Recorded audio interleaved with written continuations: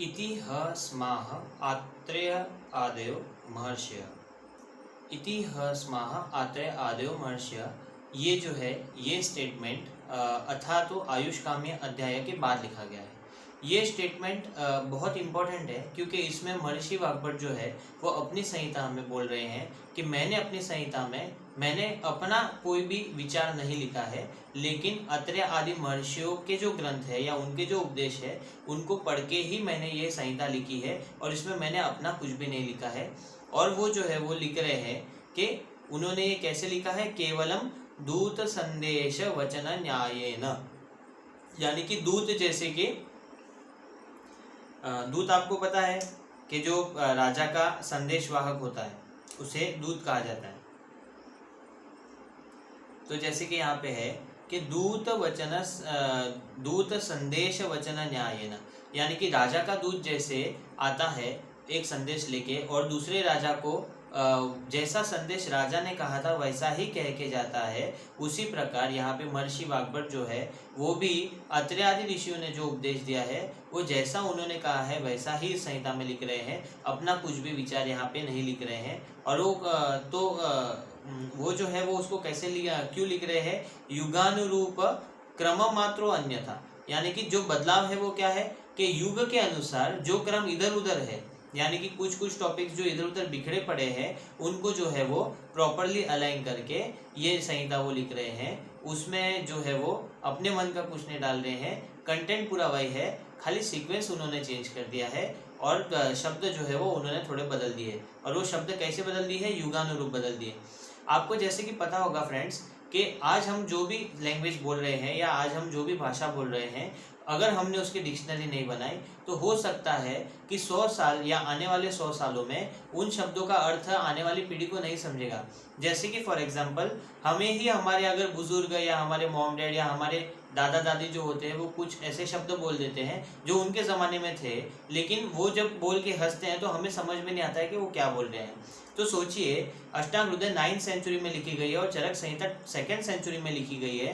तो इतना बड़े टाइम डिफरेंस के लिए महर्षि वाग्भट को लगा कि ये शब्द जो चरक संहिता में है ये शायद आज के ज़माने में जो है वो लोगों को समझ में नहीं आएंगे और आयुर्वेद का ज्ञान सबको नहीं हो पाएगा, इसलिए उन्होंने युगानुरूप, यानी कि उनके युग में जो शब्द प्रचलित थे वो शब्दों का यूज़ करके जो है उन्होंने क्रम चेंज कर दिया और संहिता का मतलब और संहिता के जो अर्थ थे वो वैसे का वैसा ही रहने दिया। तो इसलिए यहाँ पे ये समझना बहुत ज़रूरी है कि वो यहाँ पे इति ह स्माः आत्रेय आदयो महर्षयः क्यों कह रहे हैं। इति ह स्माः का अर्थ क्या होता है कि इति का यानी कि पहले जो आत्रेय आदि महर्षि अथ से लेके इति तक जो जो भी कह चुके हैं उसे ही इति ह स्माः आत्रेय आदयो महर्षयः, यानी कि वही जो है वो मैं यहाँ पे लिख रहा हूँ, अपने मन से कुछ भी नहीं लिख रहा हूँ। अभी पहले ये जानना बहुत ज़रूरी है कि आत्रेय आदि महर्षि थे कौन और क्यों यहाँ पे उनको इतना इम्पोर्टेंस दिया गया है, ये बहुत जानना ज़रूरी है। क्योंकि अभी आप सभी फर्स्ट ईयर में हैं तो आपको शायद ये पता नहीं होगा कि अत्रेय आदि महर्षि कौन है, या उनका आइडिया आपको होना बहुत ज़रूरी है। तो जैसे कि आप जानते हैं कि महंत, पहले तो ये देख लेते हैं कि महर्षि किसको कहते हैं। तो यहाँ पे लिखा है कि महंतश्च ते ऋषयः, यानी कि वो ऋषि तो जो है वो पहले के ज़माने में जो भी स्कॉलर होते थे या जो भी वेदों की पढ़ाई करते थे या वेदों में पारंगत होते थे उनको ऋषि कहा जाता था। लेकिन उसमें से भी महानतश्च ते ऋषयः, यानी कि जो महान कर्म करते थे उनको ऋषि कहते थे। अभी यहाँ पे महान यानी कि महानता का अर्थ क्या है, तो देखिए यहाँ पे लिखा है महत्वम तद ज्ञान अतिशय योगात्, यानी कि ज्ञान के अतिशय योग होने से, जो कि आप जानते हैं कि भागवत गीता में जो ज्ञान योग कहा गया है वैसे ही उस ज्ञान का अतिशय योग होने से ये जो होते हैं वो महान कहलाए जाते हैं। तो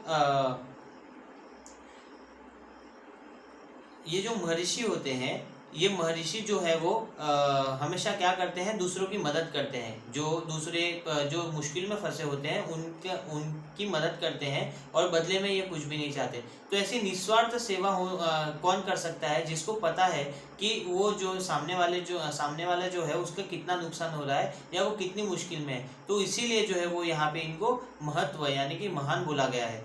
और अब हम ये देखते हैं कि महर्षि अत्रेय जो है वो दिखने में कैसे थे और वो कौन थे। तो महर्षि अत्रेय जो है वो अत्रि पुत्र थे, महर्षि अत्रि के पुत्र थे। और उनका जो वर्णन है वो हारित संहिता में जो है वो इन 3 श्लोकों में आपको मिलेगा। हारित संहिता के पहले अध्याय में आपको महर्षि अत्रि कैसे दिखते थे इसके बारे में वर्णन मिलता है। तो ये अपने को थोड़ा सा देखना यहाँ पे जरूरी है। तो देखिए यहाँ पे लिखा है कि हिमवद उत्तरे कूले सिद्ध गंधर्व सेविते शांते मृगांक किरण नाना पादप शोभिते।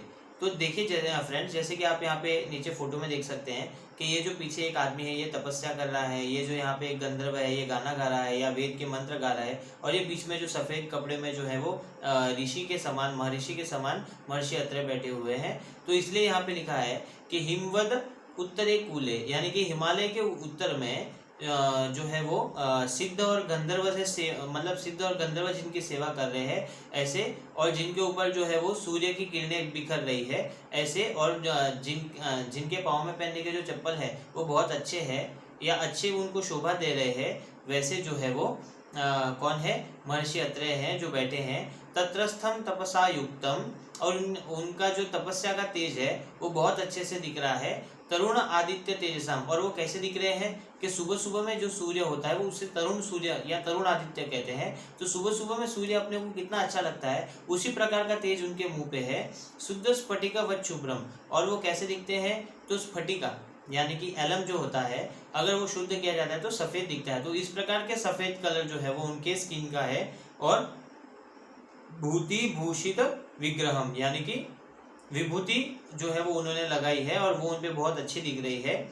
और जटाजूटाटवी मूले, यानी कि जटाजूट जंगल है उसके मूल में, यानी कि उसके बीच में वो बैठे हुए हैं। उषितम शुभ्र कुंडलम, और उनके कानों में जो शुभ्र कुंडल यानी कि सफ़ेद कुंडल है वो बहुत अच्छे दिख रहे हैं। अत्र्यम बहु शिष्यस्तु राजितम तपसान्वितम, और इसी प्रकार आत्रेय महर्षि बहुत सारे शिष्यों के साथ उस जंगल में बैठे हुए हैं। तो ये आप फ्रेंड्स इसकी कल्पना करने के लिए मैंने यहाँ पे ये फोटो लगाया है, तो आप इस फोटो पे देख सकते हो कि इसी प्रकार का जो है वो वर्णन यहाँ पे किया जा रहा है। तो महर्षि आत्रेय जो थे वो महर्षि थे, तो उनके नीचे बहुत सारे स्टूडेंट्स जो है वो उनसे सीखने के लिए हमेशा आया करते थे, और इसलिए जो है वो महर्षि अत्रेय जो है वो सबके लिए पूजनीय थे। तो यदि अगर महर्षि वाग्भट तो महर्षि थे ही नहीं, वाग्भट जी तो अपने जैसे इंसान थे, लेकिन उनकी बुद्धि बहुत प्रचंड थी, लेकिन वो महर्षि की कैटेगरी में नहीं आते थे। तो इसीलिए अगर वो ऐसे नहीं लिखते तो उनकी संहिता कोई पढ़ता ही नहीं, क्योंकि सभी के मन में आदर किसके लिए है, महर्षि आत्रेय के लिए है, इसलिए उनको यहाँ पे ये लिखना पड़ा। देखिए MCQ के लिए यहाँ पे मैंने कुछ एक्स्ट्रा इन्फॉर्मेशन लिख रखी है, जैसे कि आप यहाँ पे देख सकते हैं कि